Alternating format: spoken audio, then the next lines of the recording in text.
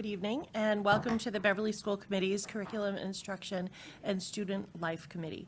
Today is Wednesday, October 12th, and we are meeting in a hybrid model today using remote meeting application, allowing for remote participation and for public access to the open portions of our meeting. We are also being broadcast and streamed via BevCam, so thank you, BevCam. With system upgrades, closed captioning is now available immediately on the BevCam broadcast and will be applied to the recorded version on the YouTube channel within 24 hours.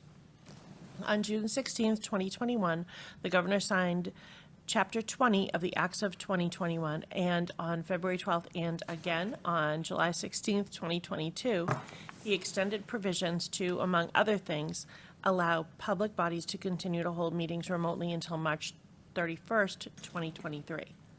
This specifically suspends the need for a quorum and the chair to be physically present and asks our body to use technical methods to allow safe public access. We would encourage viewers to utilize the BevCam streaming options this evening if possible.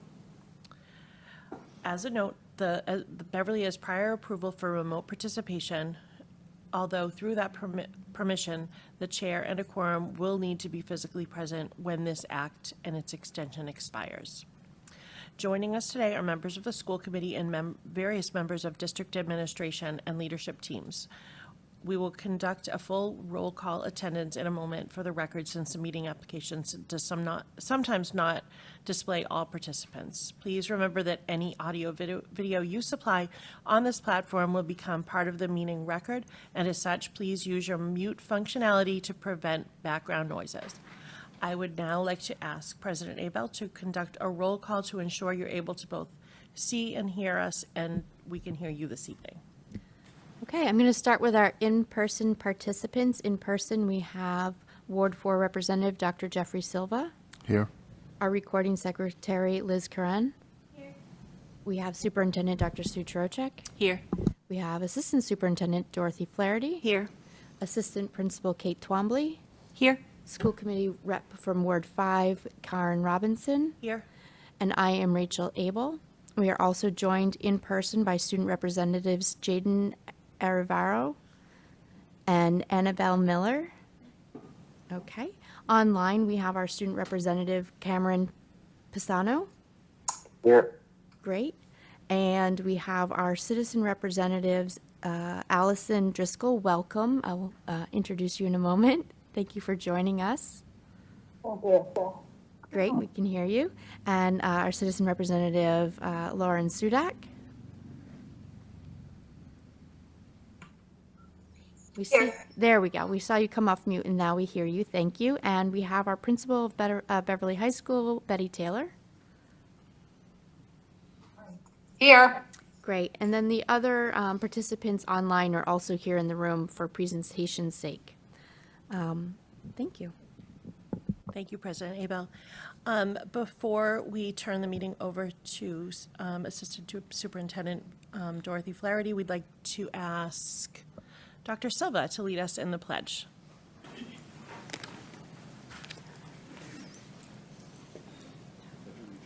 To the flag of the United States of America, and to the republic for which it stands, one nation, under God, indivisible, with liberty and justice for all. Chairperson, I just recognized we have Principal Gabrielle Montevecchi in person, as well as we have Megan Sudak for our City Connects, and Dr. Morgan has just joined us as well, in person.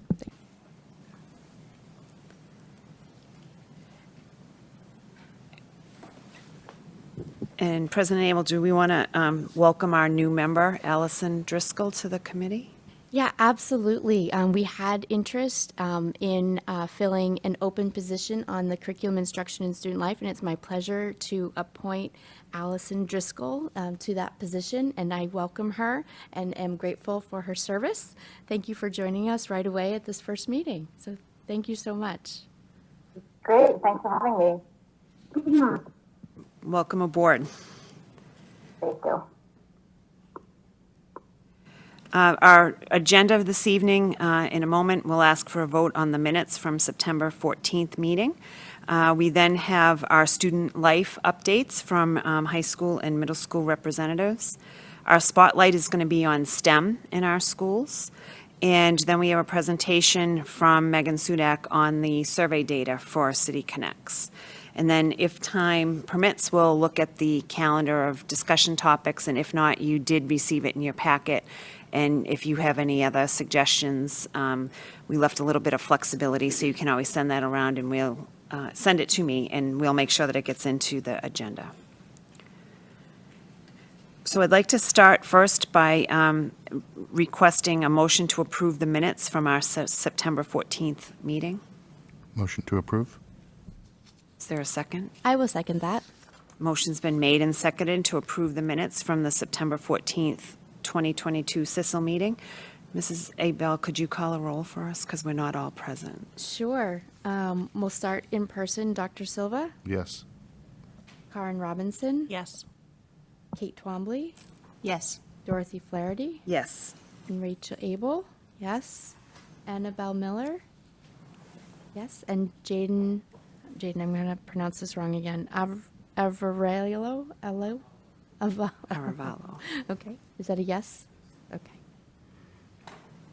And then online, Lorgan, you joined us last meeting. Are you approving the meeting records? Yes. Okay. And then Allison, you weren't with us, but I don't know if you watched the meeting and had a chance to review the minutes. You can abstain if you wish.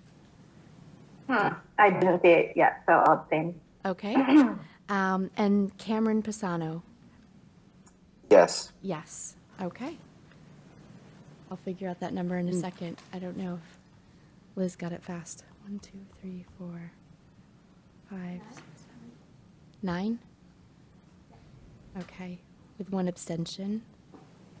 That passes. It's now time, one of the best parts of our meeting is when we get to hear from our students. I'll start with our online representatives first, and then we'll come to our in-person. And so Cameron, would you like to update us on anything that's happening at the high school? Yep. So BHS recently hosted a college fair with many universities attending. Seniors were recently given the opportunity to get support writing their college essays through college essay seminars. And finally, today, during the school day, Beverly High hosted PSAT and SAT tests. So it was a busy day. Okay, Annabelle, would you like to tell us about the middle school and Team Balch? Right into the mic. Press the button so that you have a green.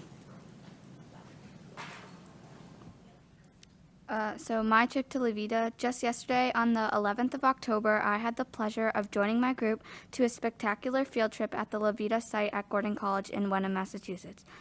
At the beginning of the day, we started off by doing some team building activities for about 2 hours. Some of them took my group no time, but others were pretty challenging. We then sat down and discussed the activities and talked about them and if we were a crew member, passenger, or a captain. We also discussed what parts were challenging and what parts weren't. After lunch, we did the ropes course. I ended up doing all the activities except the low ropes course and the leap of faith. I would say that I had a pretty amazing experience with my group on the Levita field trip. And you had a beautiful day. You couldn't have gotten more perfect weather, and building those team skills will stay with you for the whole year, we hope. Okay. Jaden, would you like to come and give us an update about Team Cabot? A couple of weeks ago, half of the 8th grade went to Gordon College to the Levita ropes course. The other half are going this week. Staff and students were challenged to work together as a team, problem solve, and step out of their comfort zones. We participated in games in high and low ropes. It was a great way to push ourselves, meet new people, and have fun with friends. Excellent. So all 3 teams are going or have gone, correct? They conclude tomorrow, so we went in smaller groups, so it was a little bit more intimate, of groups of about 50 kids. And we have sent all of the 8th graders to Levita. We had 2 CISL members that weren't able to be here tonight. Julia Bissett is hopefully winning for BMS field hockey right now. Excellent. Go. Yep, go BMS. And Zanab will be here next time, but I also will enter for the record that in grades 5 and 6, we are having our first, hopefully, annual Boo Bash. And so that is coming up on October 28th for all BMS 5th and 6th graders. It's an evening party, 4:30 to 7, being designed by the staff of grades 5 and 6, just to lean into some belonging and fun and joyfulness. So Excellent. just wanted to mention that since our CISL members On were able here. to. Thank you very much Sure. for the update.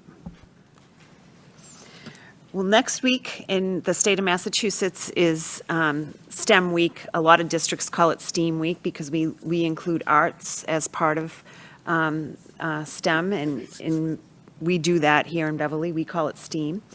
And so we thought it would be fun. We haven't had a chance to look at some of the other programs. We've been focused on English and math the last 2 years. So we thought it would be interesting and fun to take advantage of celebrating STEAM in our schools. And so we're going to give you a little snippet of the elementary, middle, and high school. There are a lot more realms that happen, but this will just give you a little overview of the depth that science and technology and engineering and math are happening in our schools. Seton Wood and Gabrielle Montevecchi from Hannah are representing the elementary level, but you would see similar challenges and activities happening in each of the middle schools. Come forward. Good evening, everybody. I'm so glad to be here tonight to talk about something that makes my heart sing. And I like to get the mic first because it gives me a chance to call out and celebrate the fantastic work that our STEAM teachers, Seton Wood, is able to do, not just teaching science curriculum, next generation science standards to K through grade 4, but also taking a leadership role in developing our STEAM programming, leading STEAM PD for our teachers, and what has now become an important part of our school culture, which are our school-wide morning meeting STEAM challenges. Mr. Wood has also spent time at the Tufts Center for Engineering and Education over the last several years now, and he's been bringing back a lot of fantastic ideas and directing PD within our faculty, including novel engineering that connects literature and engineering principles. So it's my pleasure to celebrate his work tonight. So why is this important for our kids? And I was really excited to hear our middle school students talking about the importance of collaboration and risk-taking and communication in those activities at Levita. What a nice dovetail into why we think STEAM is important. Fostering that sense of teamwork. Kids are so engaged and excited in authentic problem solving. The amazing conversation that happens between our students when they are supporting, encouraging, thinking out new ideas to make the build successful. This vocabulary is incredibly rich, and we've videotaped a lot of it over the years. It's just quite amazing to see the vocabulary our students are utilizing, even in kindergarten when they're thinking about engineering principles. We give our kids time for productive struggle. To be honest, and I'm a person who loves controlled chaos. I really do. I'm a kindergarten teacher my whole career. But even for me, my teachers will wink back at me because I have to say, you know, it's time for us to step back and let them dig in. But we're also going, oh, is it really going to work? You know, let's see what they come up with. So we're also, you know, taking the focus and putting it on the students, and we have to step back and not direct or overtake. And Mr. Wood is always the one reminding me to not give too much direction when we launch our STEAM challenges. The challenges are meant to be student-driven. Engaging as a whole school really gives the adults that chance to just step back, as I said, and to be the observers, offer encouragement, and ask questions. So here is a sample of some of the work we did when we weren't able to be all together as a whole school community. We knew we wanted to keep our whole school STEAM challenges going, but our morning meetings went virtual. So we were doing a live stream into all the classrooms, which enabled us to go ahead and launch the challenges. And we didn't let it stop us. We engaged in the classroom. I was able to get around and take pictures of the work the kids were doing. And this is a STEAM challenge, which is a paper chain challenge from last year. Here are some fantastic pictures of recent STEAM challenges pre-COVID, as you can see. Some of these students are in middle and in high school, doing some basic cup stacking challenges, and then Seton to describe this one. He can describe this one better with the strings that you have to lift and balance the cup to raise it off the floor. And I'm going to hand it over to Mr. Wood to talk a little bit more deeply about the 4 Cs. Good evening, everybody. Thank you. The 4 Cs are what we directly in elementary school, at least in my teaching style, is to drive kids to use their critical thinking, their creativity, and their collaboration and their communication to work together to build something. The biggest thing is the challenge, but if you imagine yourself with a box in front of you and opening up building material and being challenged to work with the group and build something, you can think of putting these 4 Cs together. Nowadays, we drive the younger thinkers to build up to that as so they go through middle school, they go through high school, and as they move on to getting a job, these are 4 really main things that you want these kids to look into. Is their critical thinking abilities. How do they work as a group to be creative? How do they collaborate together? I drive this in my class. I think the hardest thing, as Gabrielle said, was how do you sit back and just let them do what they need to do without giving them direction? But one of the, I think, like heartwarming things that I see are how kids work together to build something without even any direction, but come up with an amazing build. You give them a bunch of cups, you give them some Legos to build with, and they come up with great creations without even you giving them any hints to building. And being a challenge, in my classroom, that means you're going to be challenged to do something that's going to be hard for you. And you have to be able to be willing to take that challenge. Maybe you have to take a break, but you work together as a group to come up and solve that challenge. And I think that's really important part of those 4 Cs is that creativity and that collaboration that go on there. So we work on that in the elementary. This is an engineering design. We do novel engineering. So we give a group a challenge. What do you see in the story that the character could build or create to make their life easier? And they work as a group. You can see it starts with asking questions. Where do you start? You ask a question. What do they need? Then they imagine, they brainstorm together. They come up with a plan. That plan they put together by looking at materials they're given. They create. So they come up with a great creation. They think they've got it going, and then they put it to work, and they say, well, gee, I can see that there needs to be some improvement. And they go around, and as you can see, as a circle, it just keeps going around and around. Where do we make improvements? Ask more questions. Imagine further on. This drive is just so great for kids. That way they think and work together, and we're driving them to do that. That's that design process. Drive them to think, drive them to work together. So. And here are some creations we've done. The Can You Hold a Shoe with a Card House, which was really fun.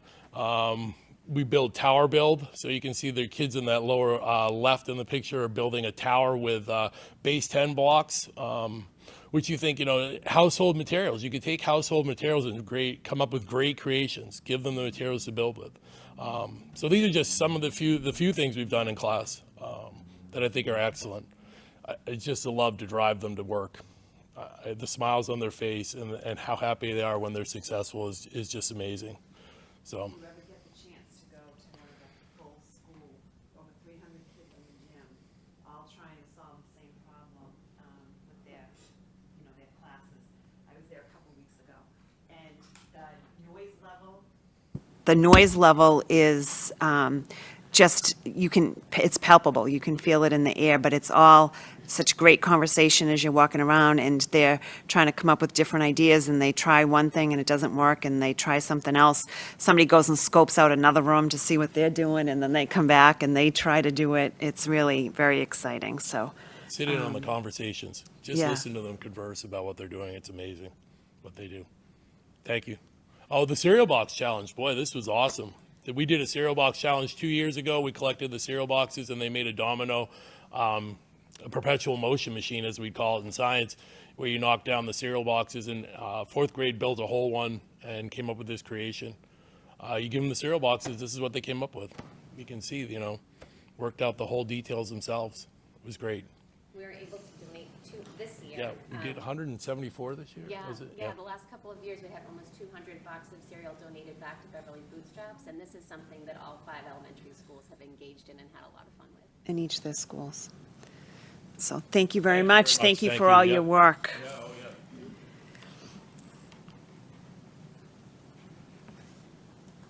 yeah. And now Ms. Twombly is going to talk about STEAM at BMS.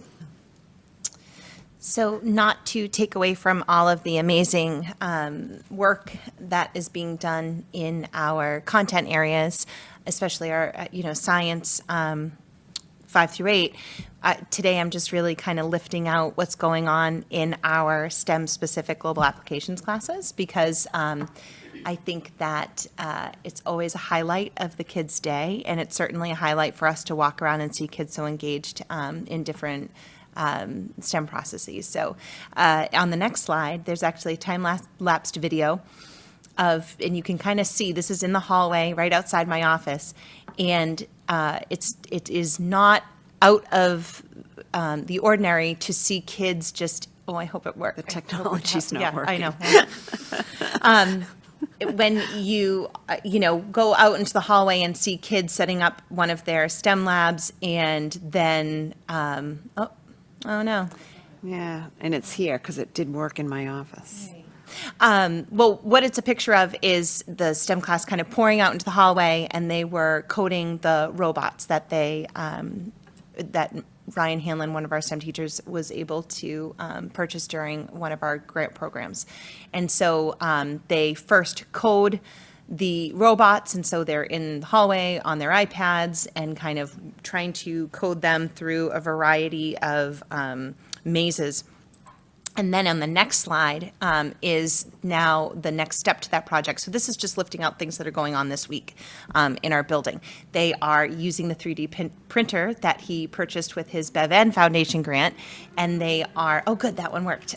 They are creating different designs that will then be mounted on top of the robots that will then perform a different task while in those mazes. So it's kind of a multi-dimensional project that they're working on.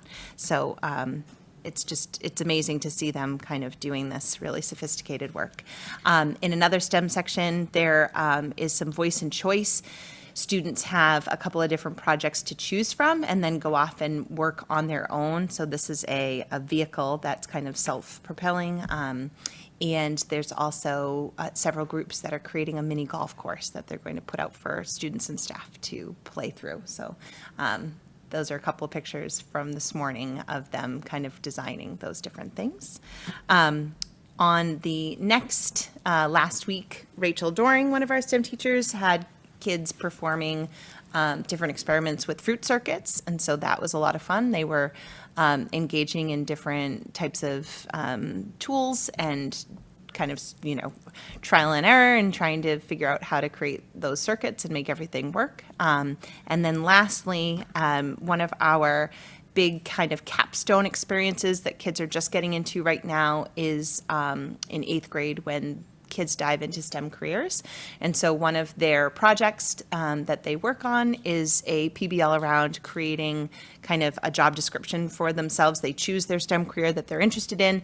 They create an artifact that goes along with that STEM career and then presents to the class kind of that job description and what they created. So we have a crime scene investigator that has created and researched kind of what goes into crime scene investigation. And then they did a mock-up in the corner of Mrs. Doring's room, which you can see if you visit. It's still there.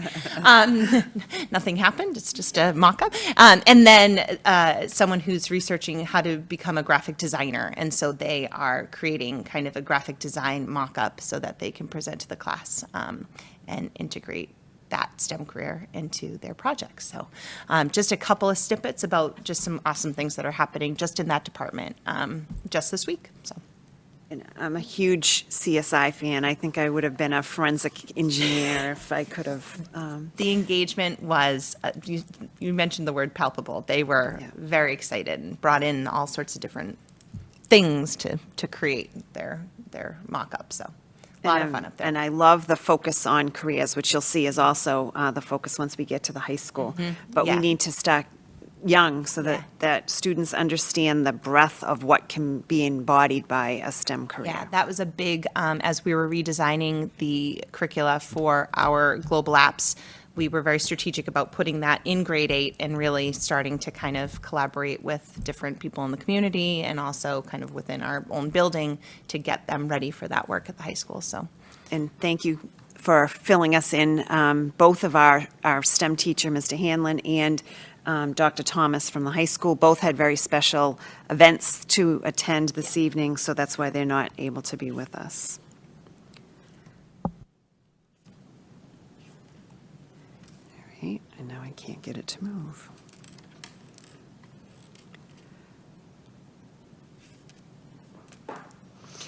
But Dr. Thomas did share a slide in talking about some of the things that they're going to be doing next week at Beverly High School to celebrate Mass STEM Week, and it is focusing a lot on those that career pathway information. Cell Signaling is coming in, and they're going to have a panel that will showcase their roles and in biotechnology and the different types of jobs that you could get in their fields. The advisory period next week at the high school is going to focus on career exploration and planning with a STEM focus. The library is going to do a showcase of books with all of the different STEM careers that are out there. And you can just see that there are a few examples here as well. Up here in the upper right-hand corner, that is the robot, and they'll have that built by the end of the year. But this is very involved robot, and those of you that were able to visit the showcase in the spring, that is the finalized product. They brought the robot over to the showcase. Down in the lower left-hand corner is more advanced coding, and you can see that they made a sign, and it says, it's hard to read on the bigger screen, but it says BHS STEM 2022, and they did that through coding. And then we have some comments from members of our math team. And again, I don't know why the videos are not loading here. High school, Beverly High School math. What does STEM Week mean to you?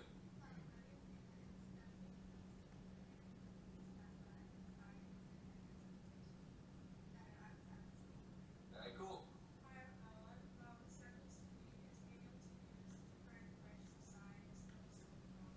Thank you.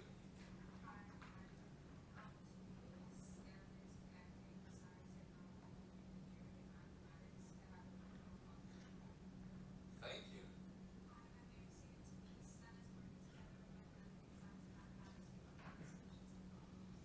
Thank you, guys. Go Panthers.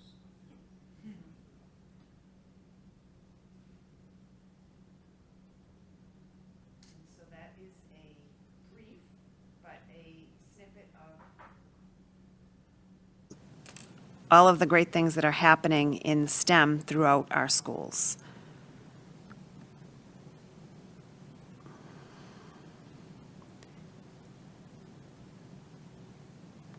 Give me 1 minute, because I think I closed the wrong one.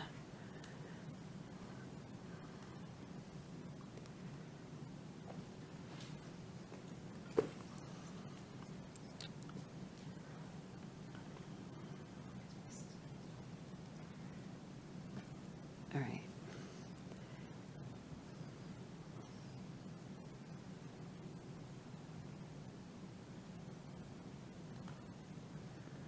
I can't get to my.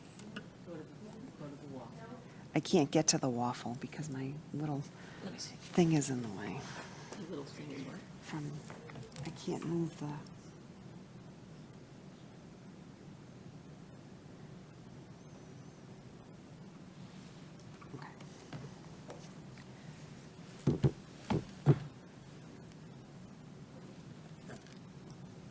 Apologize for that. Any questions about STEM or STEM Week? All right. Then we'll move to our next item on the agenda, and we thank all of those that came to share all the wonderful things that are happening in science, technology, engineering, art, and math in our schools. And now we're going to hear from Megan Sudak, our Director for City Connects, and she's going to share with you some of the needs assessment data that came in. We heard this in August, and they're using the data from here to help drive some of the work that we're putting together this fall. Yes, thank you so much. Thanks for having me. So much fun stuff, though, going on in all those places. Like, it's just so cool. And as someone that used to teach coding a little bit, I'm psyched to see it being done at the middle school, especially, too. So tonight I'm here to present to you some of the needs assessment that came from the needs assessment, I should say, surveys that was done through City Connects last spring. So all the findings in here are what they presented to us. And so why did we choose to do it? Obviously, to collect information from the different administrators, staff, and families regarding the opportunities for, as well as the barriers to learning and healthy development. The process acts almost as an introduction to City Connects for both staff and family, and can support developing, strengthening, and sustaining the stakeholders' buy-in. It also, the findings from the needs assessment, they are there to help guide our implementation of the City Connect system in order to customize and enhance the supports that we're going to be providing students. And the other piece is it helps start building community as well as district capacity to address the needed supports. So they provided the assets and the strengths, non-academic barriers, and then satisfaction with our current processes we have. So who participated was the 7 schools, 238 staff members, which is about 45% of the staff overall. The family response rate was about 35%, 915 families, as well as the 8 school administrators. So keep in mind that the 8 school administrators, it's a small number, but you'll see there's some significant consistency across the board, I should say. So what did they collect and how was it collected? So administrators, staff, and families were invited to complete a confidential survey. It used a 1 through 4 Likert scale. The surveys were distributed by a point person at each participating school. And then the principals were also invited to do a video interview with members from the Boston College. So it took a look. We wanted to see the stakeholders' perceptions of our school community's strengths, our barriers to learning, and then also the supports that we have and what is needed. So you can keep right going. So first, we're going to talk about the assets and the strengths. Administrators and staff saw a range of strengths within their schools. Across the stakeholders, nearly everyone agreed that the school was safe, supportive, and inviting. It's an inviting place for students to learn, fosters an appreciation of diversity, and it's safe. The next, across a range of school-based strengths, all administrators and staff, they really believe that the school has supportive and nurturing classrooms to at least a moderate or significant degree. And these were just some of the highlights that they pointed out to us. You could really dive into a lot of these in different ways. The next one, administrators and staff varied somewhat in the extent to which they perceive student-based strengths. So it seems that we have lots of different strengths that depended on which school those things were at. So motivation to succeed academically, students' emotional self-regulation, ability to regulate emotions, ability to make responsible decisions, and positive student health behavior. When asked about the family strengths, administrators and staff both felt most positively about the extent that families value schooling in the community. And they could tell that they see the school as a community resource. So next we go over the challenge, which we knew was coming. Most administrators and staff agree. There's more than 25% of our students are facing significant social, emotional, as well as physical and psychological barriers to learning. So some of those barriers to learning that they outlined on the next slide is physical health and wellness, family, social, emotional, the access to community resources, as well as the climate of the school. So when they kind of broke down those 5, and you can see in this, both administrators and staff show that social, emotional, and family issues are usually the biggest impact on student learning. Those are the two highest for both sides, with the other ones coming in access to community resources, physical health, negative school climate. That all relates directly to these three pieces. When the principals were asked of what the non-academic issues that most commonly affect learning, they identified these three things: family stressors, and increased need for support, mental health and anxiety, social media use, and screen time.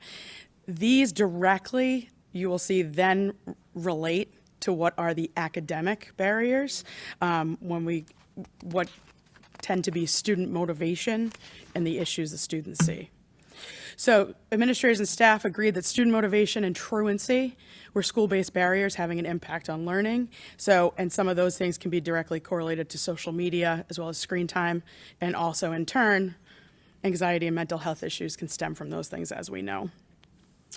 And then next, perfect. Administrators and staff, they felt a lack of a regular home routine could be a key family-based barrier to student learning. And we know that a lot of this could be from COVID, obviously what's happened to these families during COVID, stressors and life changes.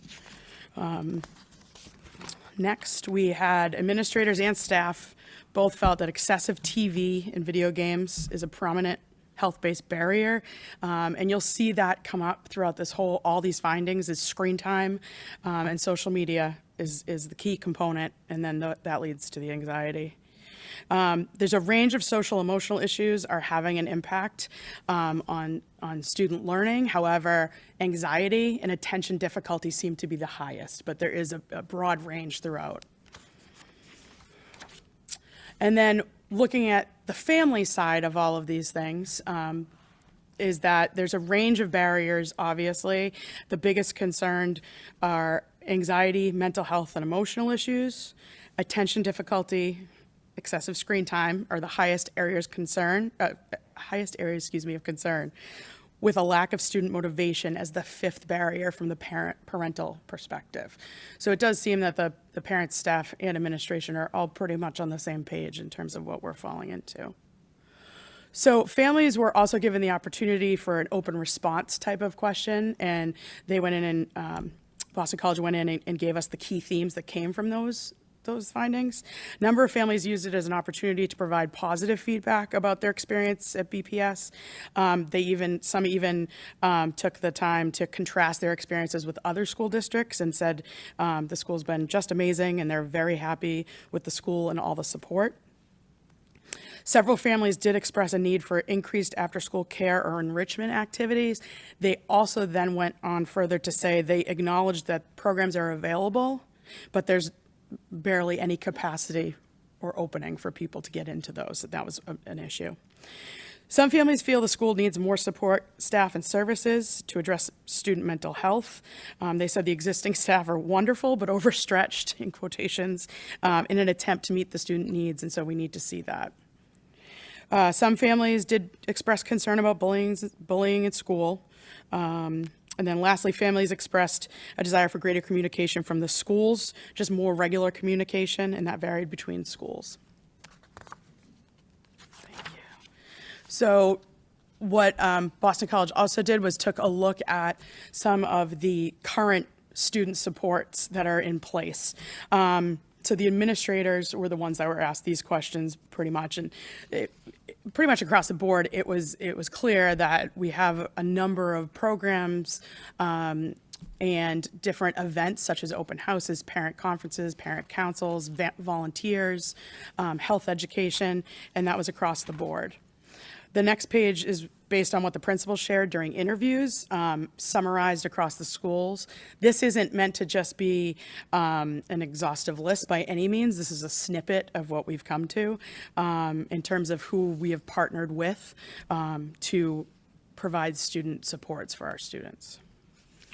So the needs, this leads into what are the needs of students for student support. So most staff agreed that an increased community involvement as well as professional development about how to address these barriers for teachers would be helpful. So that was a great piece of information for us to take back to teachers.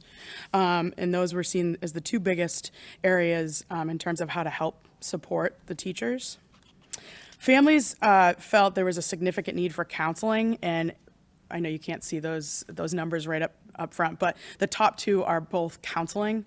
The first one is individual counseling, and then, which was 29% strongly felt that there was a significant need, and then 28% identified group counseling as a significant need. And again, this is coming from the parents.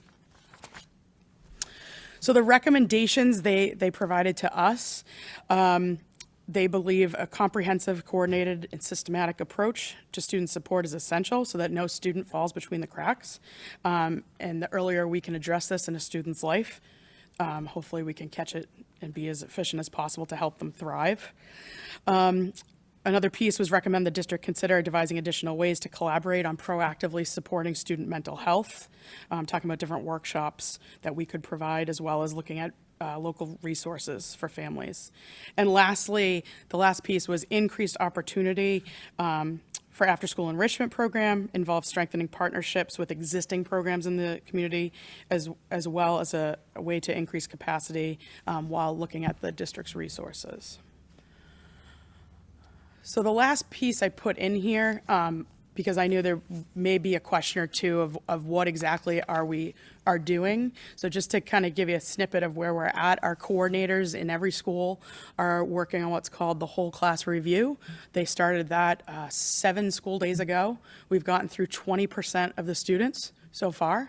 And what they're doing is basically this is what they do. They meet with the teachers, and they go through specifics on every student. They look at the 4 areas, which is academics, social emotional behavior, health, and then families. They meet with the teacher, discuss that. While they do that, prior to that, they have surveyed they've surveyed parents at the middle school and high school. They've surveyed the students as well. The elementary school students will be getting surveyed later on in the year, asking students what they're interested in, what activities did they currently take part in, what would they like to see, and as well as it gave it an opportunity for parents to give certain feedback about what they want to see in their children.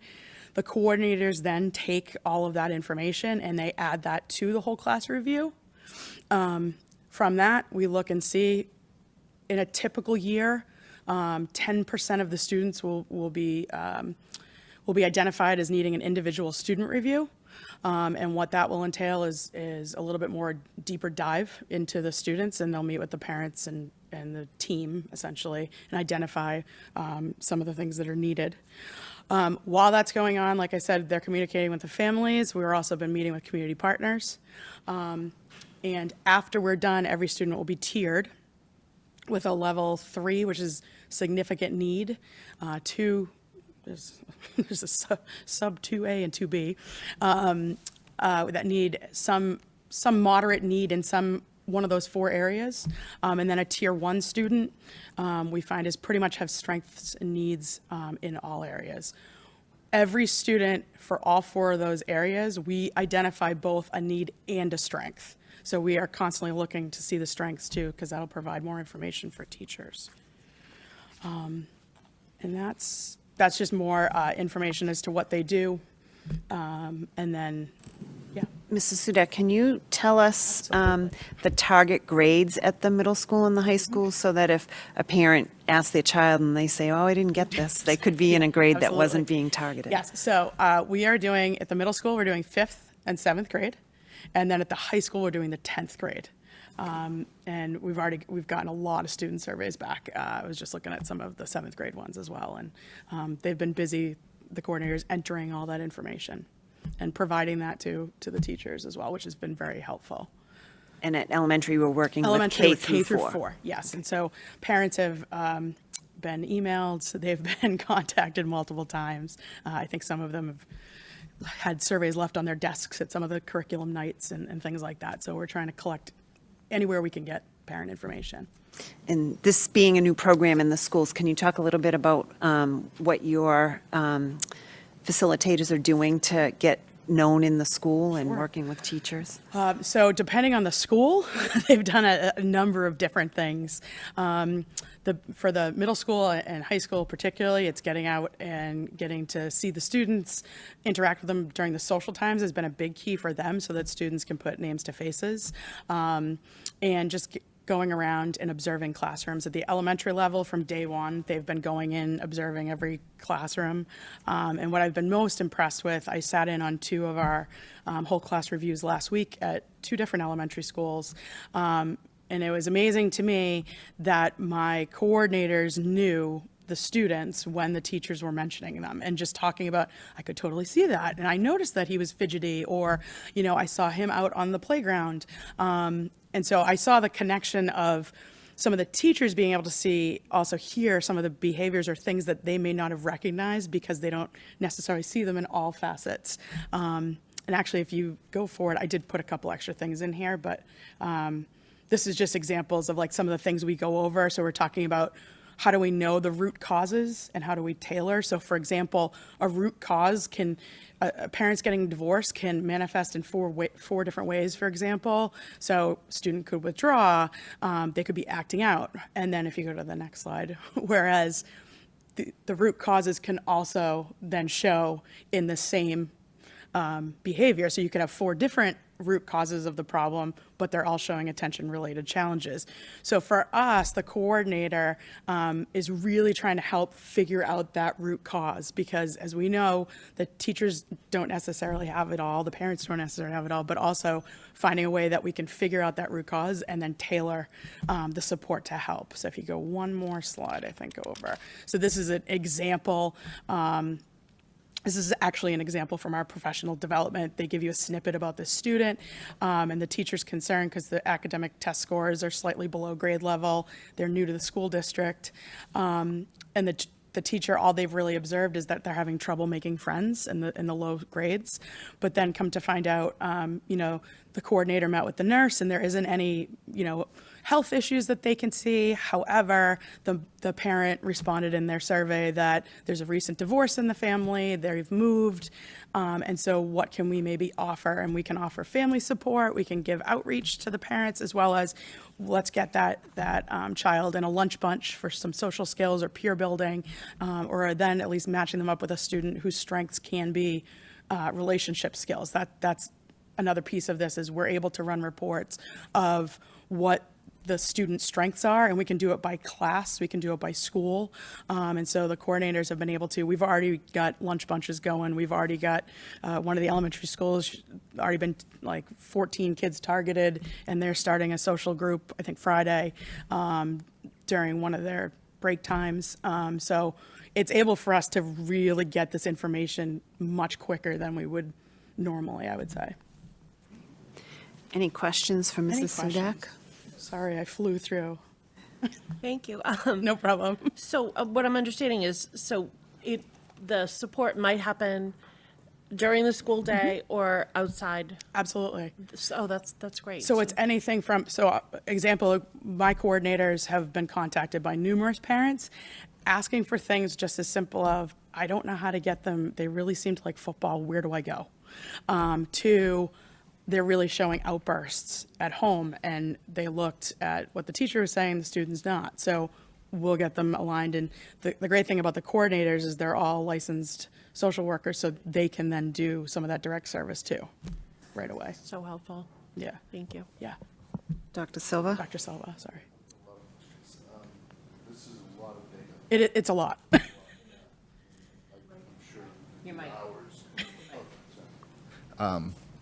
So one question I had was, in terms of the surveys, are the surveys, does the City Connects platform provide a mechanism to issue the surveys out digitally so that it's entered directly into the platform as opposed to, or is it hard copy and data entry? The student surveys you're talking about, the parents are filling out? Whether it's the parents, the teachers, or the administrators? So the parents, teachers, administrators from last spring, that was done separately through City Connects, through another department of BC, sorry, I can't think of the word. And so that wasn't directly entered. It was completely anonymous, those surveys. The ones that are coming in now, where we ask for parent feedback, that has been entered by the coordinators. They're the ones that are doing that. Yeah, so the question is, is it a digital interface so that, you know, a parent gets a link, That's, answers those questions, and it goes directly into the City Connects? so it doesn't directly go in. We did provide direct links to the surveys for parents, so that way we could have them in multiple languages. We also provided paper and sent them in the native languages to every language that is represented in each school. We had those sent out. And so we are getting them in from different places. We did have to come back in another language, and so we had to have that translated, which was fine, because it's more than we may have gotten before had we not sent it by paper. So it's nothing that goes directly into City Connects, My Connects, I should say. It's not directly in there, no. Okay. I mean, it would save a lot of data entry, Yeah. right? It would. And I will allow say- you to do more things than Yeah. enter data. The other question I have with regard to the teacher's feedback, administrator's feedback, and student feedback in the sense of the survey results, does the parent get to see that sort of complete circle of the administrator, teacher, student as a way to help at home? Are you talking about when we do the whole class review? Well, I'm honing directly at the student. I'm going directly to the student. Right. I'm wondering if, So you mean, how does the When you do your parent receive- tiers. Yeah, how does the parent receive sort of a holistic view from the administrator, teacher, student? Because sometimes, I would imagine, I can speak for my kids, you may not hear some of these things from your own child. Right? Totally. And so it would be useful for the parent to hear it through this mechanism, because maybe there's more information there that they can utilize at home, which is one of the highlighted areas that need improvement, but that might serve as a mechanism to bridge that or facilitate that. Yeah, so there's not a direct interface for parents in terms of My Connects or anything like that. I will say Boston College is, they're very, I don't even see the student names. So, I mean, they are very data secure. So what I will say is any services, any supports, the parents are informed and discuss with the City Connects coordinator. They are. So I think that if, when you identify a student that's in tier 1 or tier 2 that needs that extra support, will the parent be an active member of that team to get the information and be part of the planning? So what will happen is the coordinator will then be getting in touch with The parent. to provide supports and then explain, you know, here's what we're seeing, here's what's happening, and these could be some methods to help. Because some of this, it isn't that we're necessarily guaranteeing them a spot, but we're connecting them to the supports that can help them, if that makes sense. So yes. So I think, too, it's important to recognize that if a student is identified in Tier 1, that means that the general functioning of the school and the supports that are available through their classroom resources are adequate, and they're not requiring any additional supports. Correct. If they're in Tier 2, they might require a support. It might be something, and a parent would be told if something was happening. If they're in Tier 3, they get that individual student plan process, which is far more comprehensive, and the parent is a member of the team that creates that individual plan. I think This is all great stuff. I mean, I'm sure you're going to learn stuff that you might even not want to know. Yeah. Because I would even say that one of the other issues that have come up with regard to technology and excessive screen time is they're receiving that at school, right? Oh, absolutely. So that kind of addresses or points out the fact that perhaps in the classroom, there should be a balance of screen time and other types of teaching mechanisms to maybe pull away from the immersion of technology to help them deal with that or help them sort of break that habit. So I agree, and I think that, you know, all of the findings that came out as they came out, and there were lots of areas that were sort of discussed, and the information that came back to us, all that does kind of play into some of our decision-making as we go along and as we think about what things and how we can mitigate, you know, some of these barriers for kids, how we can alleviate some of the stressors that are coming. And so you're right, the information, I think, being able to, it's comprehensive. We haven't ever really gone into a deep dive of a comprehensive look at all of the perspectives, the parent perspective, the teacher perspective, the student perspective, and bringing that all together. So I think if you remember back when we originally proposed, you know, partnering with the City Connects, the idea was taking that chaos slide and going into a systematic way to look at information, to collect information, and to match students with services that we may not have been able to do. And I think clearly, you know, even our very beginning, and we're at 20% of the whole class reviews right now, and already we're seeing and uncovering ways that we can help and support. So you're right, it really is bringing us some new information and having us have deeper conversations about how to, what do we do about this? If this is the perception or if this is the barrier, what can we do? So it's been, I think, I mean, your team is awesome. You guys have been doing a great job, and it's been a really exciting thing to watch, so. And the other piece too I want to add is that the other reason too we're asking what the students are doing and specifically where are they taking part, because those are now partners that we're seeking out and we can then refer students to. So we've entered about 600 different partners. We've gotten some from Salem as well, which has been really helpful. But you know, it gives us an idea that the big key is that we're finding strengths on every student as well as needs. So you know, it's not just finding the deficiencies. Yeah, that's great. Anybody else? Thank you. Oh, thank you. And then lastly, this is similar to the draft that I showed you at our last meeting.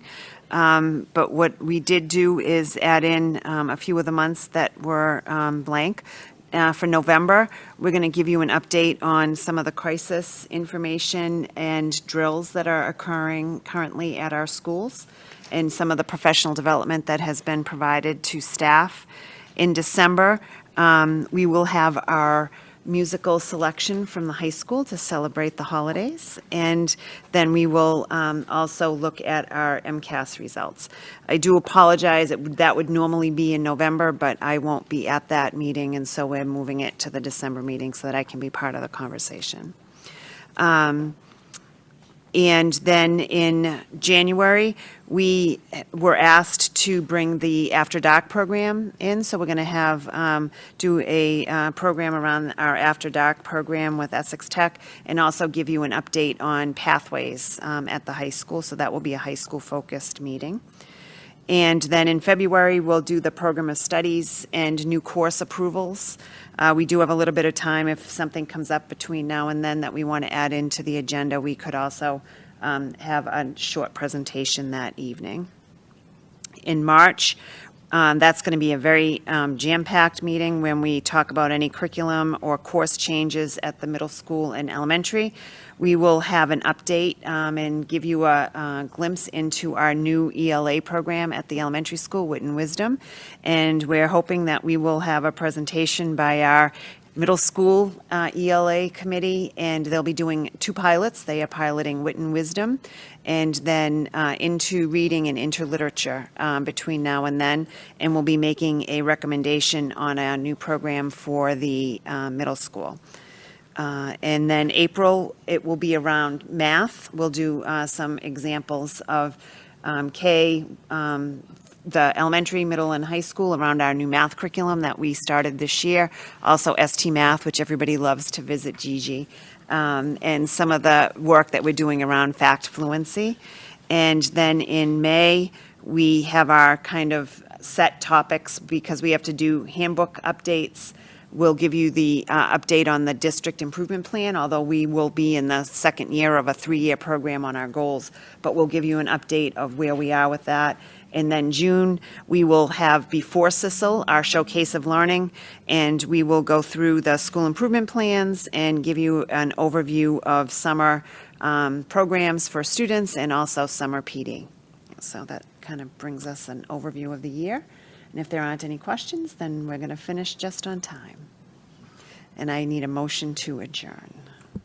I'll make that motion. I'll second that motion. And Ms. Abel, could you call a roll? Certainly. Dr. Silva, Yes. Ms. Robinson, Yes. Ms. Twombly, Yes. Dr. Flaherty, Yes. Rachel Abel, yes. Annabelle Miller, Jaden Aravallo, I'm going to get this. Aravallo, yes. Cameron Pisano, Yes. Lorgan Sudak, Yes.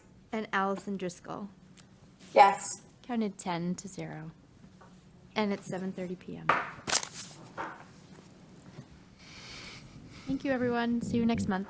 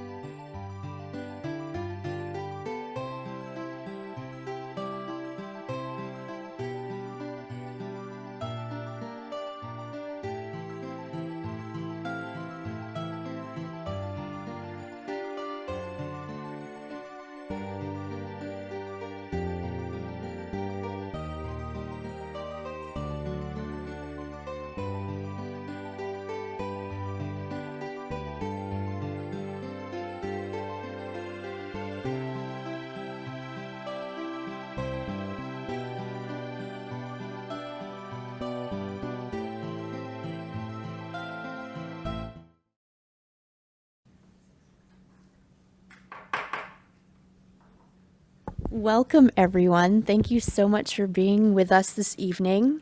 Today is the Beverly School Committee's regular school committee meeting. It is Wednesday, October 12th, 2022. We are using a hybrid meeting option this evening to allow for remote participation, and this allows for public access to the open portions of the meeting. We are also being broadcast and streamed by our friends at BevCam. We appreciate your support. Thank you, BevCam. And also, with some system upgrades that occurred over the summer, closed captioning is provided now, available immediately on the BevCam government channel, and it is also applied to the recorded YouTube streaming option approximately 24 hours from this airing. On June 16, 2021, the governor signed Chapter 20 of the Acts of 2021, and then again on February 12th and June 16th of 2022, he extended those provisions, which among other things allow public bodies to continue to hold meetings remotely until March 31st, 2023. This specifically suspends the need for a quorum and the chair to physically be present and asks our body to use technical methods to allow for safe public access. We would encourage viewers to utilize the BevCam streaming options if it is possible. As noted, Beverly also has prior approval for remote participation on its boards and commissions, although that permission from the Attorney General requires that the chair and the quorum be physically present during the meeting. So we will have that option once the act expires in late March of '23. Tonight is a regular meeting, as I mentioned. This means we do have an agenda item for addressing the body in our meeting. There is a sign-up sheet available, and we also encourage you to keep your remarks to 3 minutes on a topic related to or unrelated to any of our agenda items. If you wanted to send in advance your request, you can email us at residentvoice@beverlyschools.org, and you could ask to join remotely or have the chair read a brief remark into the meeting record. Joining us today, we have members of the school committee and various members of the district administration and leadership teams. I will be conducting a full roll call attendance in a moment for the record, since the meeting application sometimes does not show all of the participants, and sometimes not everyone is shown on camera. Please remember that if you are remotely participating, any audio or video that you supply does become part of our meeting record. As such, we do request you use mute functionality if you're joining us online to prevent background noises. Now I will conduct the roll. In person, we have Dr. Jeffrey Silva from Ward 4. Here. Mayor Michael Cahill. Here. We have Ms. Donna Bergeron, our Executive Secretary. Here. Dr. Sue Chirochek, our Superintendent. Here. In the back row, we have Bethany Soplansky, People Personnel Services, and our Finance Director, Jean Sherburne. Our HR Director, Aaron Brown. Access and Equity, Dr. Andre Morgan. And our Director of City Connects, we have Megan Sudak. And Assistant Superintendent, Dot Flaherty. Okay. Continuing around this side of the circle, we have Ward 6 School Committee Person, Lorinda Visnick. Here. Ward 3 School Committee Representative, Kimberly Coelho. Here. And our school committee rep for Ward 5, Karen Robinson. Here. My name is Rachel Abel. I represent Ward 1 and am serving as the chair this term. Online, we don't have any participant. Oh, we do have Zenab just joining us now, although I believe we had hoped to see that student during the CISL presentation, so we'll just see on that. Our first order of business is actually the Pledge of Allegiance. And who would I like to call on this week? Ms. Sudak, would you lead us in the pledge? I pledge allegiance to the flag of the United States of America and to the republic for which it stands, one nation, under God, indivisible, with liberty and justice for all. Thank you so much. Next, we're excited to recognize some students, and I would ask Dr. Chirochek. Thank you, and if I can ask Mia Ochino and Ryan Dunleavy to join me up here.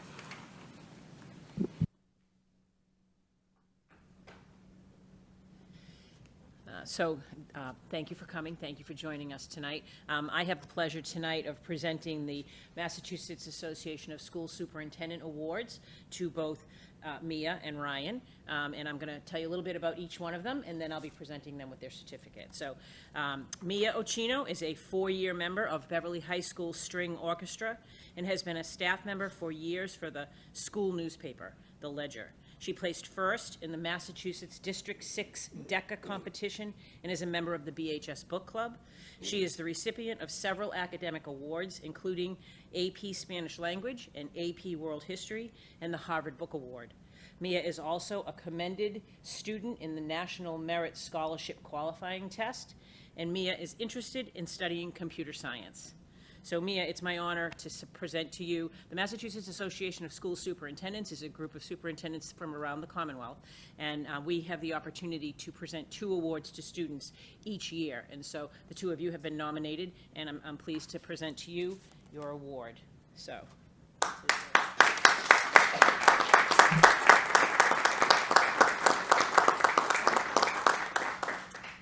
And a member of the Model UN, Ryan Dunleavy, is also a captain for the BHS cross country, indoor track, and tennis team. He has been recognized as a Tennis NEC All-Star and a Salem News All-Star in tennis. Ryan has received several academic excellence awards, including AP Biology and AP English Language and the Yale Book Award. So you guys are kind of competing for those book awards. That's like a thing, I think. He has taken 9 AP classes over the course of his high school career, and he's interested in studying international relations and affairs. So Ryan, congratulations, and this is your certificate. So congratulations to you both. I love this because it's kind of the start of this awarding of, excellence at our high school for our seniors as they move on. And so I'm super excited that you guys are the first 2 that we've been able to bring forward and give these awards to. So I appreciate that. Thank you very much. Thank you, Dr. Churchak. And if you don't mind, we'll take a 5-minute brief recess so we can offer our own congratulations. Awesome. Thank you. All right, I'm going to grab you 2 if I can get a quick photo, okay? And then you can go and be congratulated.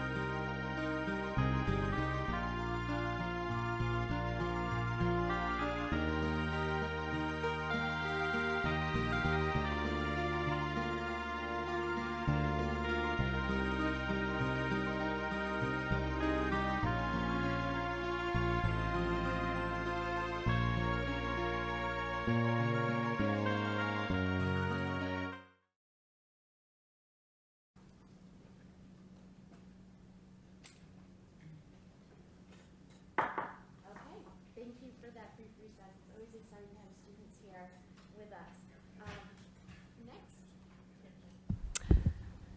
Not that it matters for the room, but for those watching at home, I just wanted to say thank you for having our students. And next, we're expecting to have a student report, but I don't see that Kaylee's joined us yet. We'll just table that for the moment. We'll do a quick approval of our meeting records from the 14th of September. Can I have a motion to approve? Thank you, Mayor Cahill. Second. Thank you, Ms. Visnick.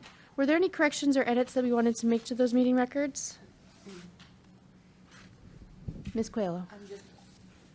I'm just going to abstain because I was not here for that meeting. Okay. And we do not have any remote participants, so we will go ahead and just all those in favor? Aye. Okay. 6-0. And 5-1. apologies do come from Miss Abel.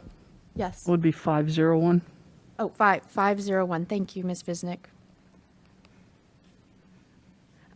Apologies from Dr. McKenzie. She had a conflict and may be joining us later if she is able. Okay, next on our agenda, we have forum for resident voice or input to agenda-related items. At this time, we haven't had anyone sign up. I'm just looking in the audience. Is there anyone that wishes to address the body? You have 3 minutes at the mic. I'm not seeing anyone that has joined us remotely either, so we'll move on. Items by consensus. We have 3 sets of warrants listed A, B, and C on our agenda. I would like to ask for a motion to approve these as a group. So moved. Thank you, Ms. Visnick. Second. Thank you, Ms. Robinson. Again, all of those in favor. Now we have a 6-0. Thank you. Committee chair updates, just very quickly. It is October again. We'll remember last October we performed the superintendent evaluation, and we will be kicking that off starting later this week. Really, this is a reminder, and Dr. Chuck has kindly offered to do an overview again. I know we have a new member and a member who will be participating for the first time in the full session. So go ahead, Dr. Churchak. Yes, if you don't mind. All right, yep. Oh, wait a minute, that's not it. You and I have 2 copies, so I'm making sure I get the right one.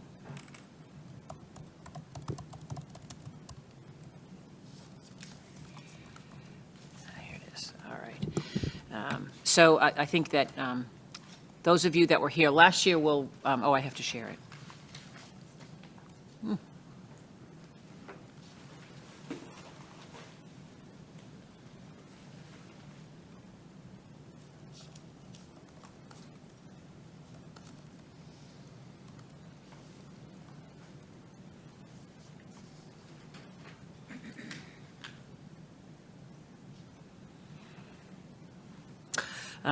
Thank you. So those of you that were on the committee earlier will recognize this sort of the process that we have engaged in the past as the same one, but I'll give you a brief overview of what it will look like. My goal is to have the documents to you by Monday, which will have all of the folders that have that align to each of the goals and each of the indicators. But if you remember correctly, I will send along a evaluation folder. In it, there will be a scoring sheet. Each of you will make your own copy of the scoring sheet and rename it to your own name. And that's the form that you use to put your individual input on the evaluation. Other documents that will be in this folder will be copies of the minutes in which the process and goal of my goals were approved from past years, a copy of the original goal documents, as well as the indicator rubric that we used. In each document, I've highlighted the focus indicators. If you remember, there are many indicators, but we agreed upon 8 individual indicators that I'll be providing evidence for. And those are the areas that that we're asking that you would make a scoring mark on, as well as the goals. So these are the focus areas that were chosen at the beginning of the year, actually in collaboration with DESE for the current year. Areas of curriculum, instruction, environment, HR management and development, family and community engagement, and cultural proficiency. And so I'll be providing evidence in individual folders for each one of these indicators, just sort of supporting evidence for the work that the district embarked upon over the course of the 21-22 school year. The two documents that you'll see, I mean, these are small, you'll be able to see them up close when you get them. But the first document is a short form, which is where you'll, is similar to the scoring sheet that you have, and it will outline the goals that I had set for the year, as well as a long form which details the key action steps and the benchmarks that we identified earlier in the process for this. There are 4 goals. One is a student learning goal, one is a professional practice goal, one is a student improvement goal, and one is a district improvement goal. Sorry, I went too far. Why won't it go backwards? There we go. I've organized the evidence in folders, so this is what you'll see when you open the folder. There'll be a folder that has the goals with the evidence in each one of there, and a goal by evidence by indicator. And if you click on those, they'll open up to individual folders, as well as I will create a Loom as I did last year and send along this presentation so you can reference it. I'm working very hard to make sure that there's proper permission. So many of the pieces of evidence come to me from other places in the district, whether it's from principals or from directors or from even some teachers. And so if for some reason when you get in there, the access is not given, just click request access and I'll make sure that I change those permissions. So then you'd be asked to complete that feedback form. It offers you an opportunity to provide a rating for each of the goal areas as well as for each of the focus indicators. You do not need to rate every indicator, only those that are identified as focus ones. And they'll be highlighted in yellow on the form. And there's a place for comments in each one of the standard areas. I'm going to ask that you send your copy only to Donna Bergeron, and the forms will be completed. They'll be compiled to provide a synthesis of individual ratings and comments for the full committee review, and we're going to, we've looked at the calendar. We'll be putting them forward for discussion and adoption at the next regular school committee meeting, which is November 9th. And so we're going to ask that you submit your feedback forms to Ms. Bergeron by Wednesday, November 2nd, and that will provide some time for the forms to be completed and given to the president, and she'll be able to put together the final report for all of you on the 9th. So thank you so much, Dr. Chorchek. I think this is the last. So I do want to say there's a lot of information in the folders. When you open them, you'll say, oh my goodness, this is like a whole lot of information. But I would be pretty sure that 75 to 80% are documents you've already seen at school committee meetings or at either CISL or finance and facilities. So none of them, there's a couple that will be things that were done at school level that you weren't able to actually see, but most of the big pieces, the district improvement plan, the school reopening plan, those are documents that you've already seen throughout the course of the year. So I just wanted to, and also if you have a question, need any more information throughout the process, feel free to just call me. Thank you so much. And hopefully this has given adequate time for everyone.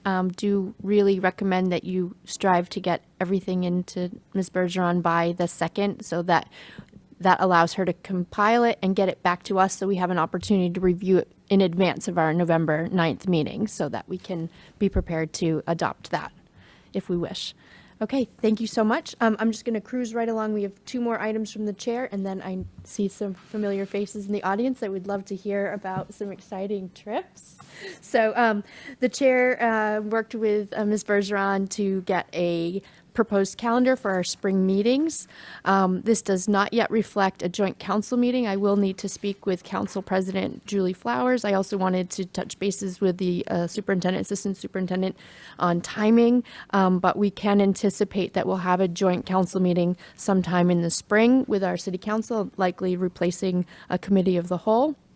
And then in June, our last day of school, I think, is either on the 21st or just before that. So we might want to consider repurposing that to our retreat meeting, which we have in our policies as well. So those are just 2 tentative changes, but generally this seems to be a schedule that I would like us to adopt this evening and publish. Do I have a motion to adopt? So moved. Thank you, Ms. Visnick. Second. Thank you, Ms. Coelho. Is there questions or concerns? Yes. Madam President, the June 21st date that you stated, is that last day of school, assuming snow days or none? No, no snow days, And right? I'm going to knock wood, because you said that. That's assuming we don't use them. Assuming we don't use snow days, yes. Yeah. Thanks. Any other concerns with this proposed calendar, or shall we vote it and post it? Okay, all those in favor of adopting the calendar as presented? 6-0. Thank you, Ms. Bergeron, for putting that on the website. And last, we have just our dates to remember in October, and I even need to cheat because it's a little different. Let's see. We have our Finance and Facility and Committee of the Whole scheduled for the 26th. So we'll be in this room again at 6:30 p.m. for Finance and Facilities, and then 7:30 for Committee of the Whole. And then we do have our conference the first week of November down on the Cape. Okay, that's it from me. Take it away, Dr. Churchek.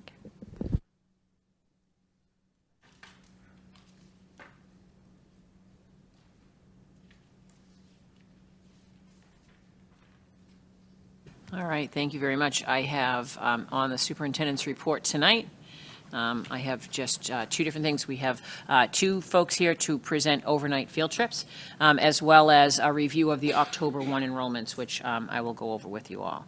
So I'm going to ask first for Melissa Orr and Sam Stanchel to join us up at the podium.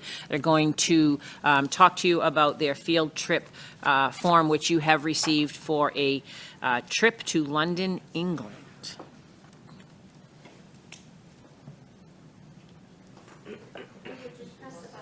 Yeah, make sure it turns green. All right, hello everyone. I'm Sam Stanchel, for those of you who don't know me. Oh, good. That's good to know, right? First time, can you tell? Missy and Orr and I have put together a fantastic opportunity for some of our high school students to get the chance to go over to England. This is a cross-curricular field trip that'll be offered to the student body as a whole for those who are willing and interested in going.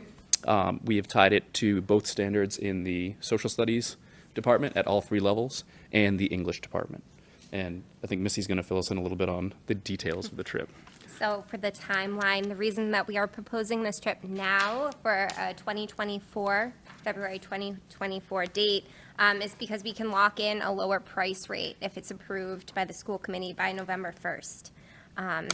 The ratios that ACIS, the company that we're planning to book the trip through, allows the chaperones to go for free with every 6 paying students, which falls well in line with the 8-to-1 ratio here at Beverly Public Schools.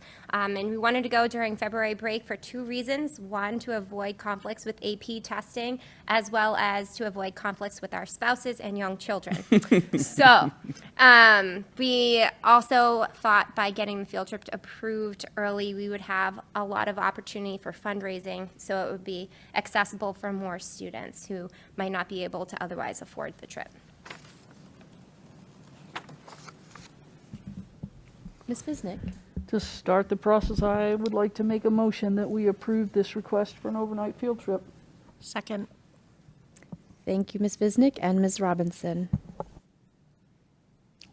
Perfect. Thank you. Wait. Oh, yeah. You gotta wait. You're Now not- they get you're not questions. up Now for- they get to ask you questions. Yeah, the motion just opens the table for questions. I was going to say, that was going to be beautiful. That was great. Yeah. So we have a motion and a second, and I see Dr. Silva's hand for a question. What's the cost? Well, the proposed cost, if we're able to lock in the rate by November 1st, is $3,666 per student. If we're able to lock in the trip and schedule that by that date, then we would also be able to do a plan where students would be able to pay $255 a month. That's on one of these pages. Thank you. Do I see another question? Ms. Coelho. I just have a question. What grades are this going to be open to? So ideally, this is going to be open to all 4 of the All high 4 school level grades. grades. For curriculum reasons, just in general conversations with students, we found that students going into the junior year seemed to be best fit, but we were going to open it up to all students. I think that begs the question for me. I have an 8th grader here and a 9th grader.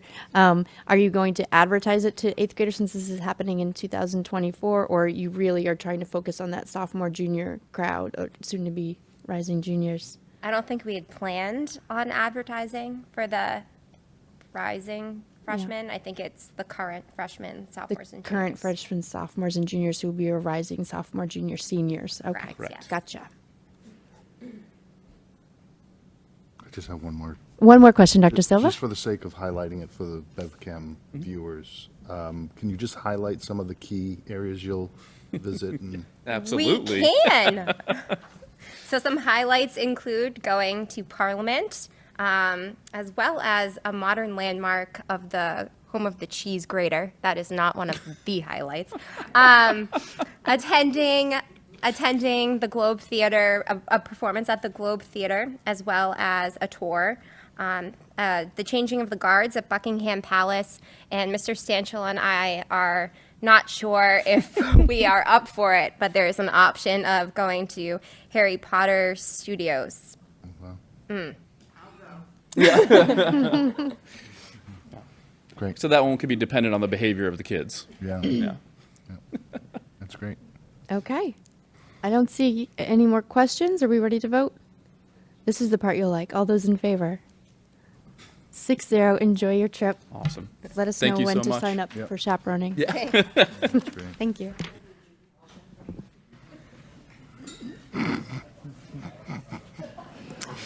All right. And now we have Kate Twombly, Chris Melanson, and Scott Zutera here to talk about, and there should be a drum roll maybe, Nature's Classroom.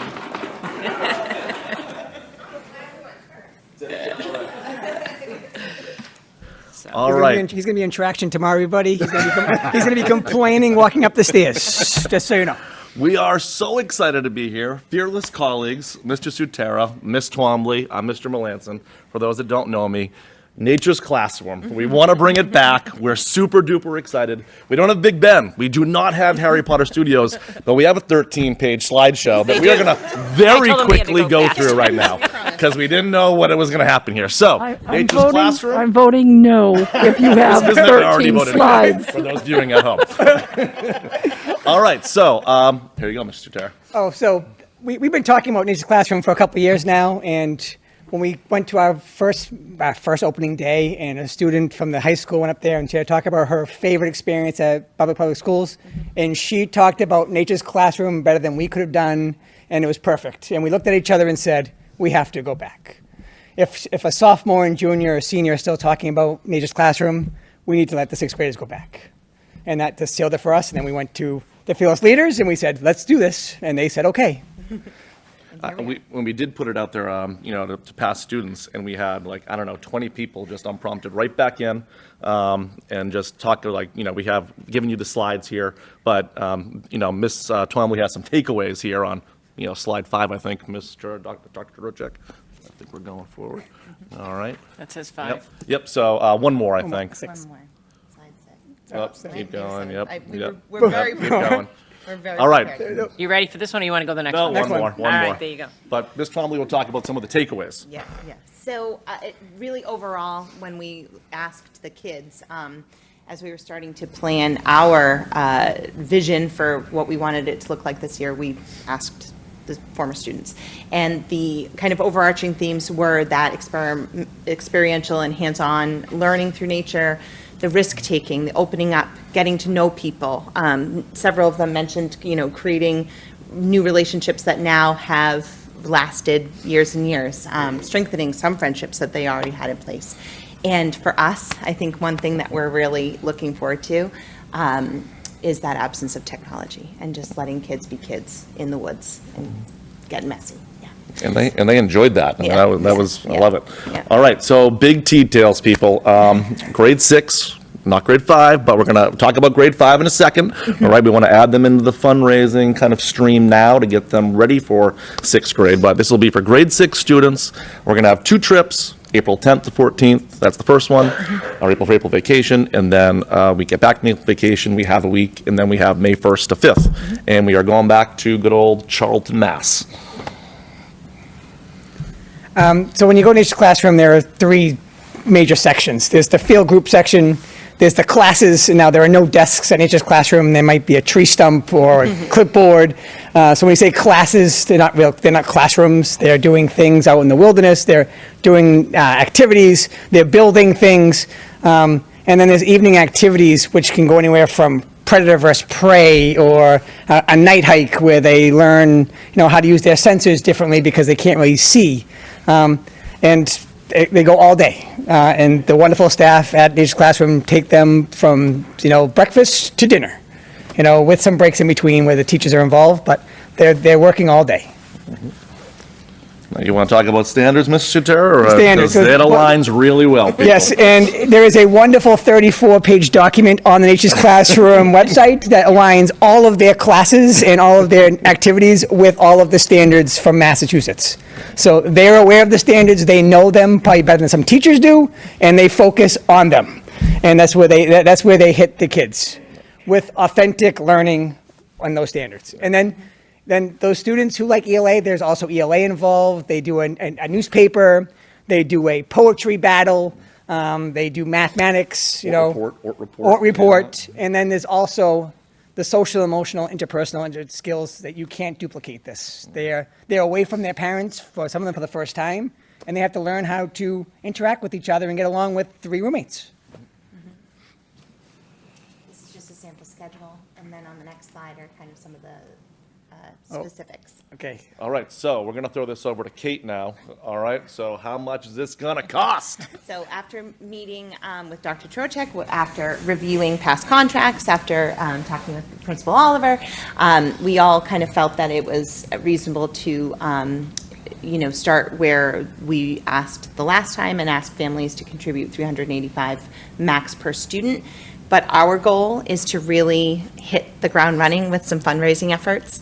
We'll talk about that in a minute, but our hope is that we can have some installments and really decrease some of those latter installments, and hopefully even maybe not have to do all of the installments of payment if our fundraising goals are achieved.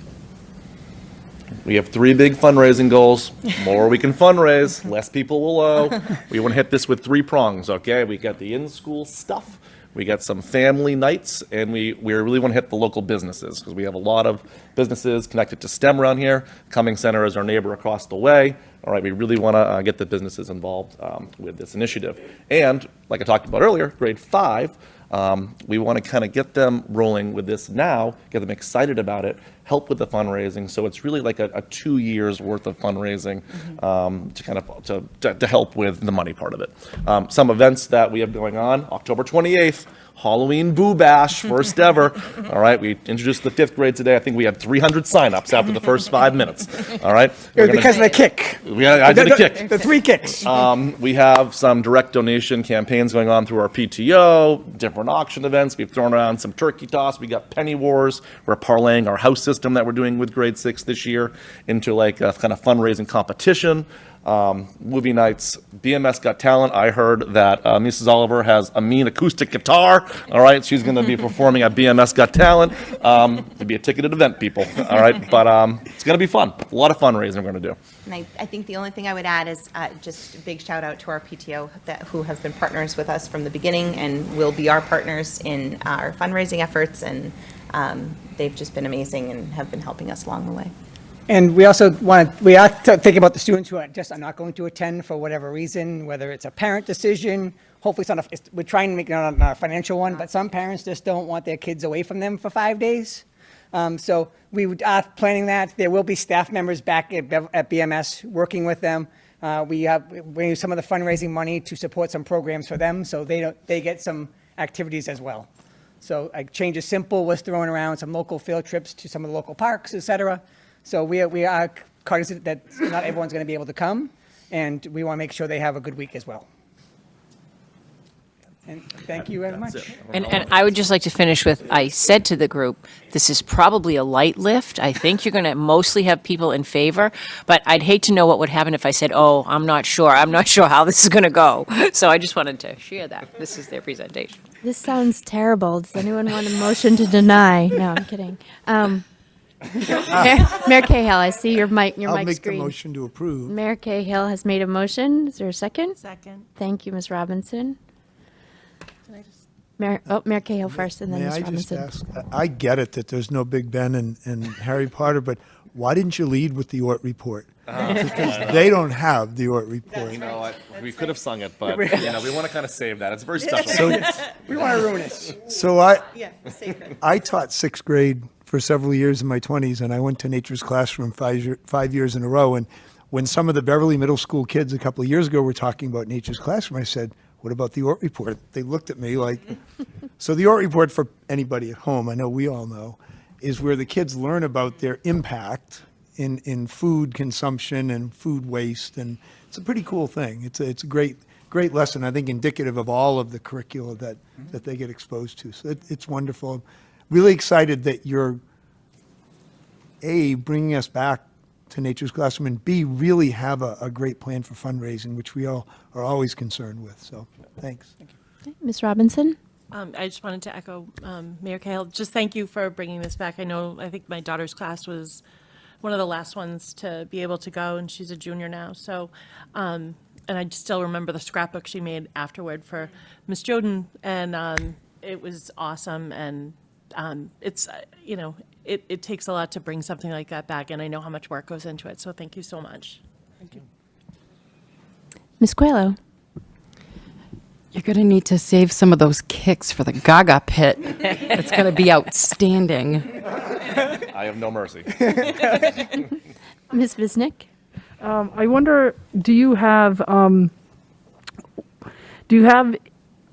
plan for when you come back, how to, in essence, continue those lessons?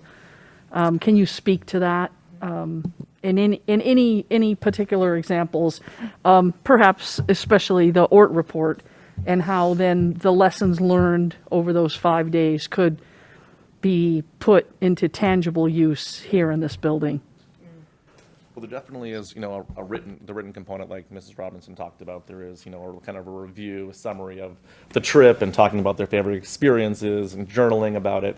The Ort report, which measures the food waste every day, we would hope that really is impactful, in our cafeteria.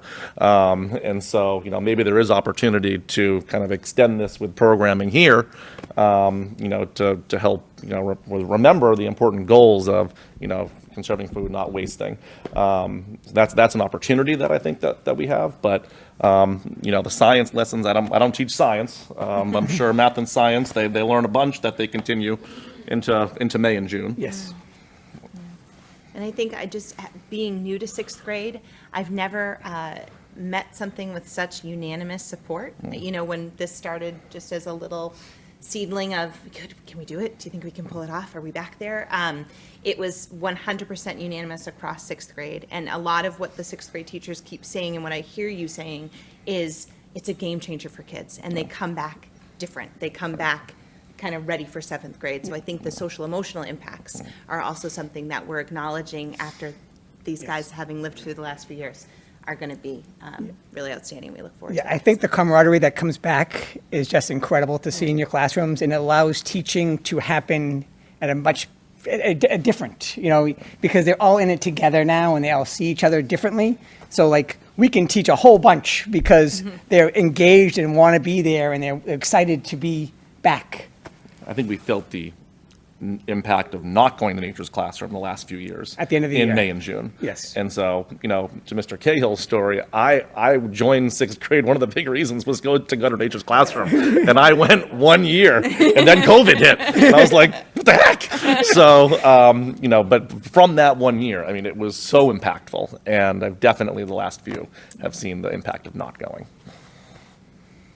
And I think that dovetails to some of my own comments. Obviously, you both know my daughters missed out on the opportunity to go, and I think having that opportunity to be away from home is super important. My kids are fortunate enough to have sleepaway summer camp, as I have, as a parent, am lucky to have them out of the house, and I can't believe, that parents wouldn't want to get rid of their 13-year-olds or 12-year-olds at some point.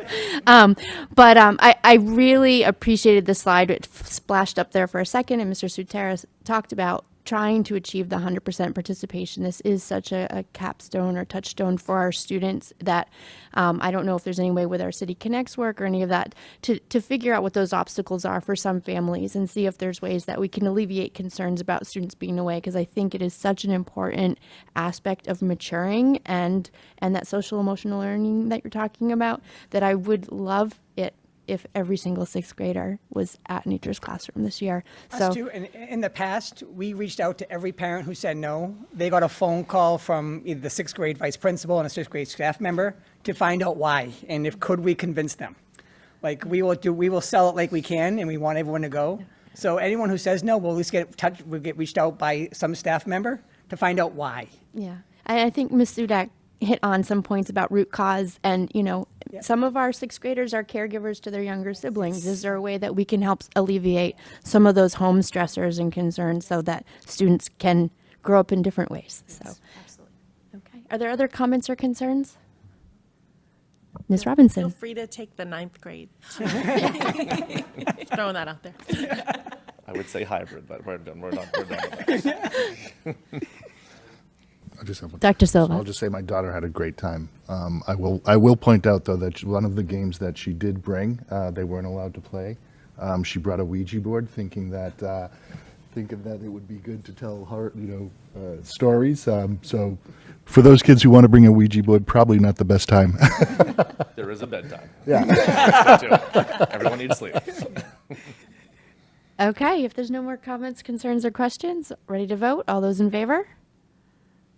6-0, you're unanimous. Thank you. Enjoy the trip. Thank you very much. And again, let us know if you need chaperones. Thank you. Thank you. Thanks.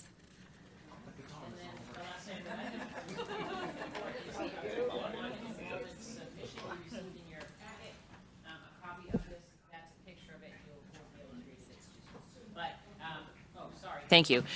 Just each year, the district is required to submit the enrollment numbers to the Department of Ed by October 1. This is the data from the submission that we did in terms of the total numbers, and I know that the committee likes to see these numbers broken down by building and by program and by class, so we have shared that with you here today. And I don't know if you have any questions, comments, anything that anyone would like any further information on. This is my favorite handout. I know.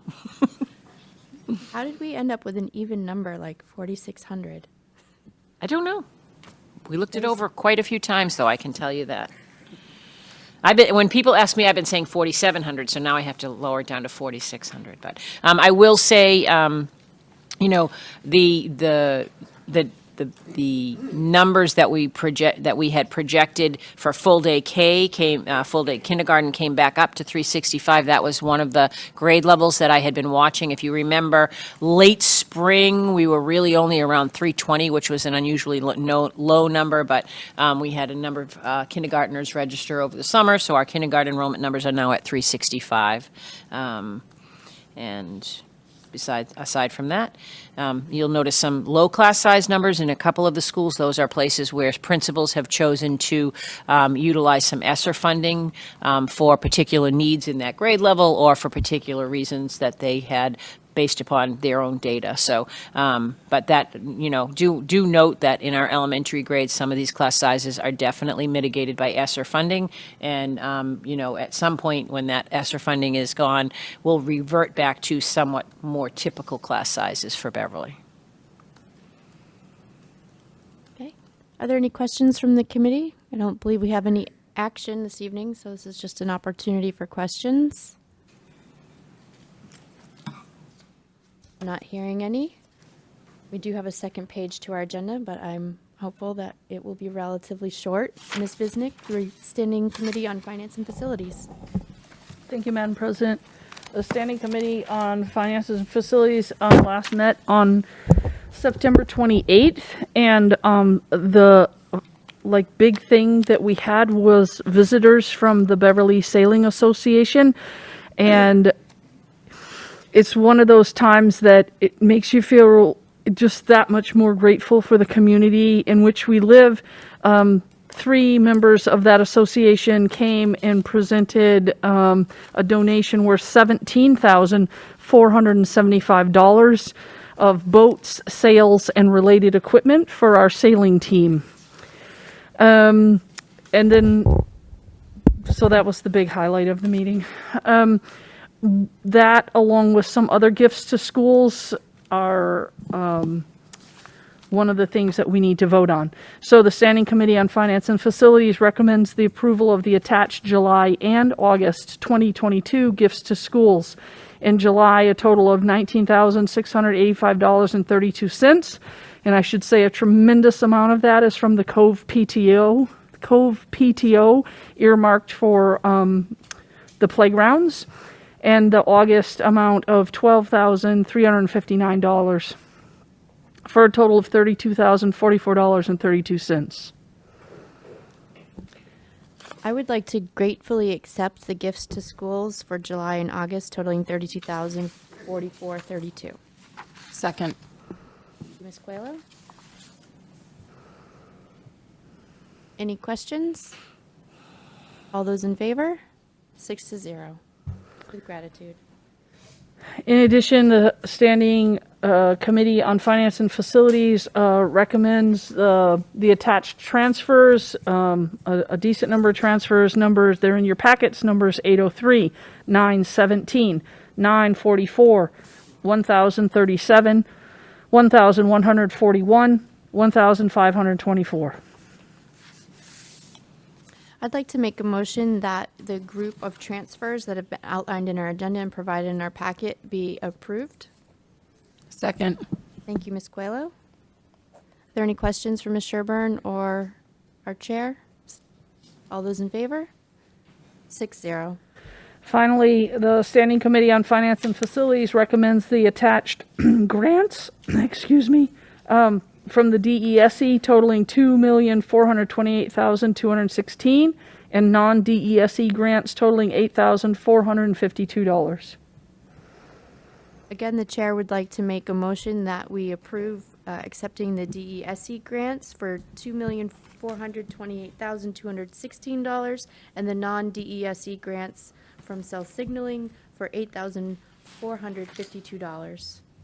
Second. Thank you, Ms. Coelho. Any questions on these grants? All those in favor? 6-0.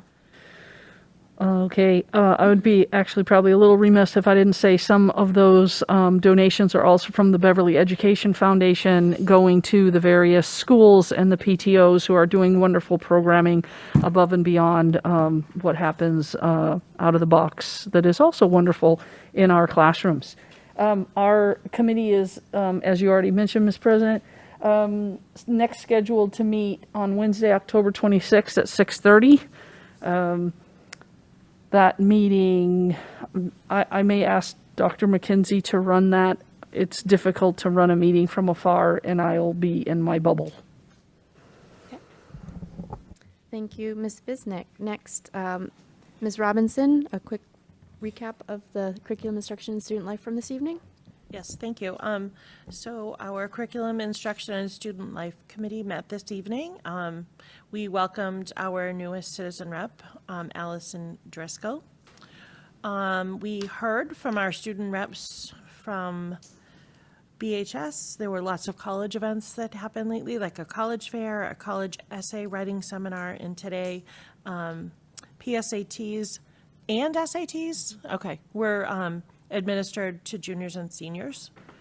Over at BMS, our student reps told us about their great experiences at Levita and announced that they will host their first Boo Bash for 5th and 6th graders on 10/28. And then we talked about in honor of STEAM Week, we heard STEAM snippets from each level. We heard about the energy that at Hannah with student-driven STEAM challenges, and about the 4 C's of 21st century critical thinking, which are critical thinking, creativity, collaboration, and communication. Some highlights at BMS included some really cool coding robots and a STEAM career PBL project. And at BHS, there's an upcoming cell signaling biotech panel, so a lot to do with careers in the STEAM field. And we heard from City Connect's coordinator, Megan Sudak, who gave us a great overview of the City Connect survey The data looked at, the survey looked at the school community strengths, barriers to learning, and what is needed as we move forward. And then Dr. Flaherty gave us a calendar of topics for the rest of the year. And then our next meeting will be on November 9th at 6:30. Thank you. Thank you so much. From the negotiating subcommittee, we have not yet formally met, but we do anticipate the need will occur sooner than later. The chair did briefly meet with some administrators and members of our AFSCME unit last week. And for policy, I know that they haven't yet scheduled a meeting, but we are making good strides to get that as part of our work going forward.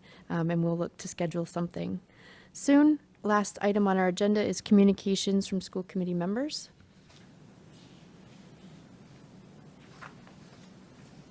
Not seeing any hands. Okay. I did receive some constituent concerns that I think are best addressed with the superintendent, so I'll follow up on the individual questions and make sure those answers get back out to the parents and community members that asked. With that, I'd take a motion to adjourn. I'll make that motion. Thank you, Ms. Robinson. Second. And it's not debatable. All those in favor?